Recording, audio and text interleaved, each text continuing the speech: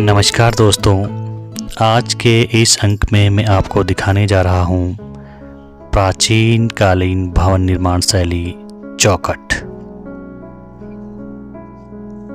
यह उत्तराखंड में स्थित उत्तरकाशी की रवाई घाटी अपनी लोक संस्कृति और लाल चावल के लिए विख्यात है, लेकिन सबसे ज़्यादा यह इलाका भवन निर्माण शैली के लिए प्रसिद्ध है। इस भवन निर्माण शैली का केंद्र बिंदु है बड़कोट से लगभग 12 किलोमीटर की दूरी पर स्थित कोटी बनाल गांव, जहां आज भी 1000 साल पुराने भवन खड़े हैं। वैज्ञानिक इन भूकंपरोधी भवनों को देखकर आज भी हैरान हैं।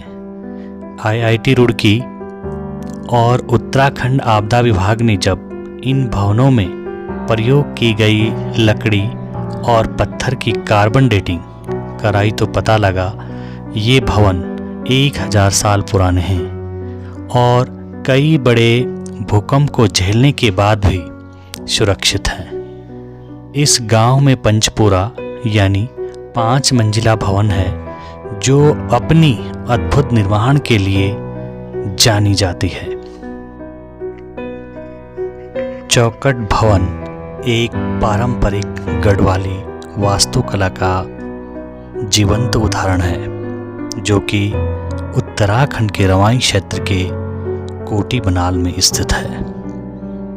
विशेष रूप से कोटी बनाल गांव में स्थित है 6 मंजिला चौखट।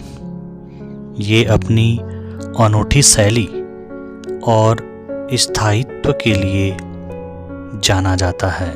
यह भवन पत्थरों और लकड़ी से बना है,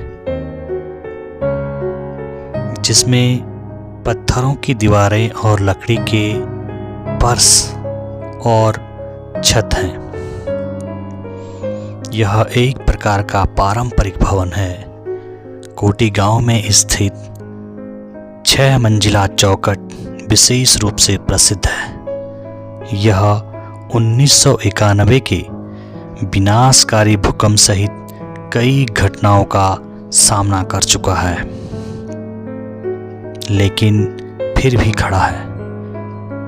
चौखट भवन अपनी मजबूत संरचना और विशिष्ट डिजाइन के लिए जाने जाते हैं। वे भूकंपरोधी भी माने जाते हैं। ऐतिहासिक घटनाओं एवं लेखक दिनेश रावत की पुस्तक हिमांतर की रिपोर्ट के अनुसार कहा गया है कि इस भवन का एक विशेष इतिहास है। कहा गया है कि किसी गुप्तचर ने राज दरबार में इस बात की खबर पहुंचा दी कि बनाल पट्टी के कोटी गांव में कुछ बाहरी लोग आकर अपना राजमहल तैयार कर रहे हैं। इस बात की खबर लगते ही राजा ने उन्हें दरबार में हाजिर होने का फरमान जारी कर दिया। उल्लेखनीय है कि बस्टाड़ी नामे तोक में पहली बार जब इस भवन की बुनियाद बनाई गई तो भवन शैली के जानकार लोग इसकी विशालता की कल्पना करने लग गए।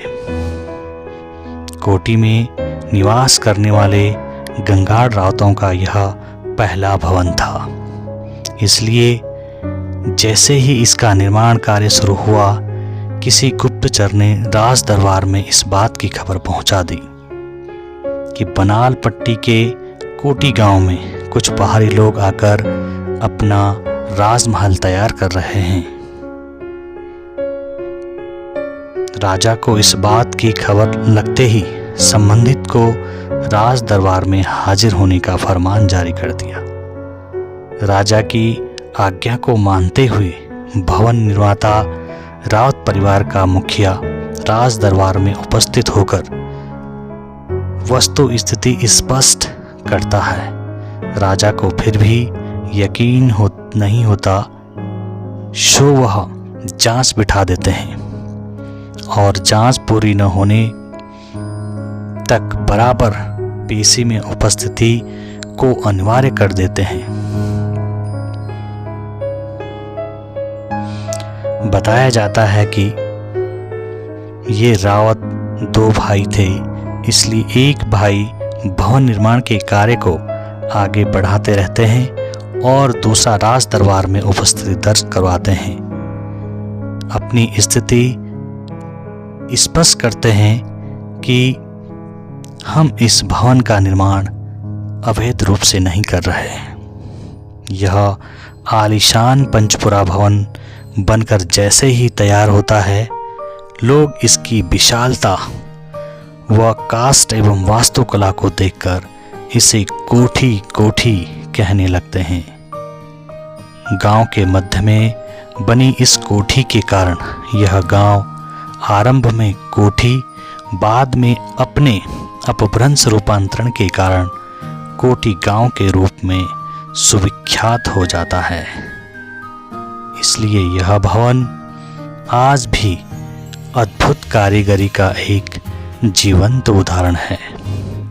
कोठी बनाल का यह रहस्यमयी भवन 1000 साल पुराना है।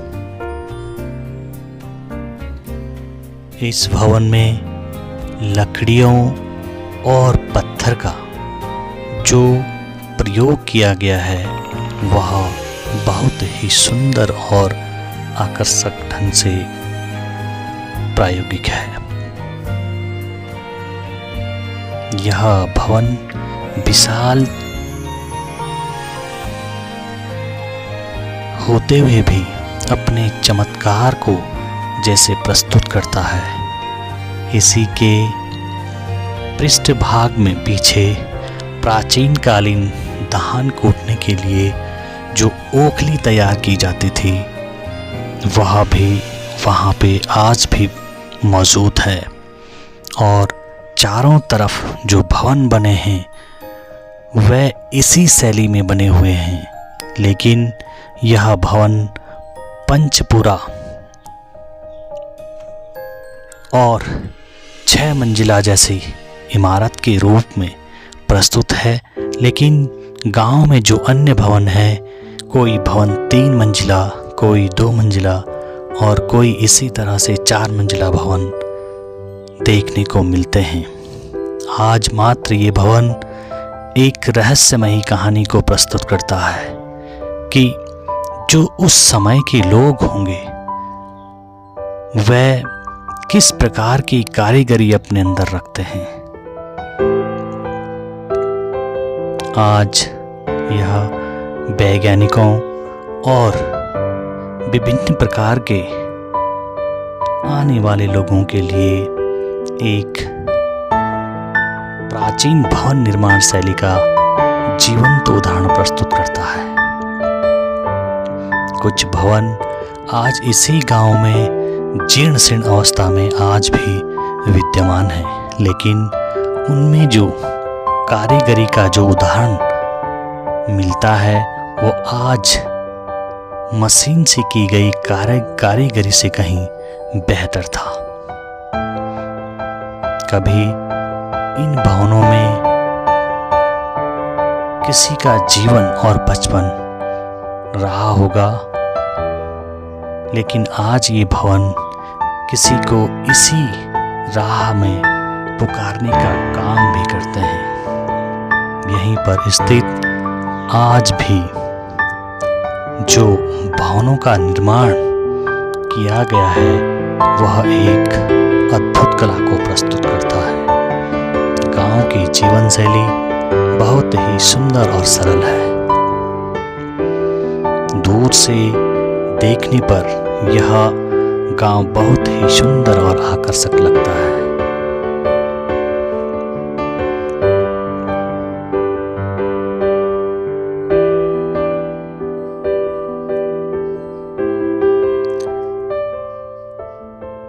गांव का बाहरी परिदृश्य आने वाले सैलानियों को अपनी ओर आकर्षित करता है। दूर से ही इस भवन को आसानी से पहचाना और देखा जा सकता है। इस भवन और गांव में पहुंचने के लिए ऐसे ही पहाड़ी रास्ते, पगडंडियां जैसे पार करते हुए गांव में पहुंचा जा सकता है। गांव के बीचों बीच आज भी किसी भी प्रकार से सड़क का निर्माण नहीं किया गया है।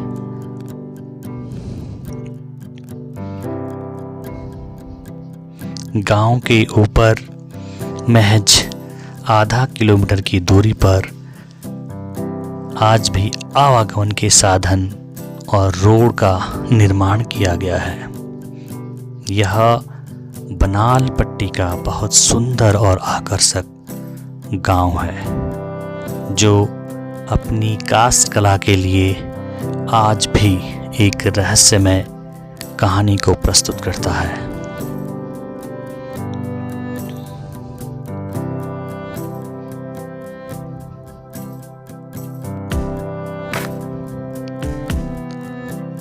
बनाल पट्टी का ये परिदृश्य सुंदर और आकर्षक है, जो आने वाले सैलानियों को अपनी ओर आकर्षित करता है। सुंदर सुंदर नज़ारों से होकर इस सफ़र को पूरा किया जा सकता है।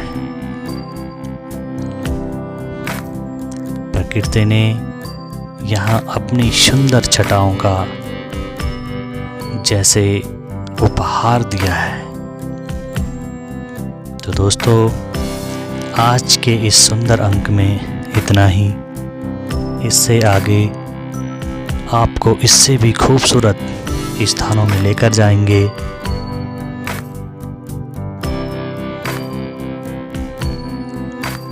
और इससे भी सुंदर और आकर्षक परिदृश्यों को आपको दिखाएंगे। तब तक के लिए आपको मेरा नमस्कार, धन्यवाद।